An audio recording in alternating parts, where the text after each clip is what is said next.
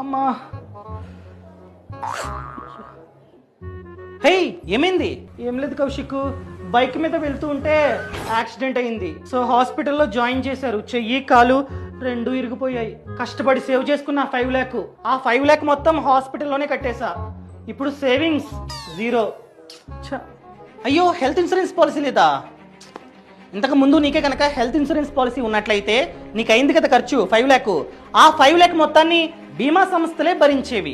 చాలా companies basic plan తో పాటు యాక్సిడెంట్ కవరేజ్ ని కూడా ఆఫర్ చేస్తూ ఉంటాయి. మనమే కనుక పాలసీ తీసుకున్న తర్వాత ఏదైనా కారణం చేత like accident, surgery, operation, BP, sugar, corona ఏదో ఒక కారణం చేత 24 hours కన్నా ఎక్కువసేపు హాస్పిటల్లో అడ్మిట్ అయినట్లయితే హాస్పిటల్లో నీకు ఎంతైతే ఖర్చు అవుతుందో ఆ ఖర్చు మొత్తాన్ని ఈ బీమా సంస్థలే భరిస్తాయి.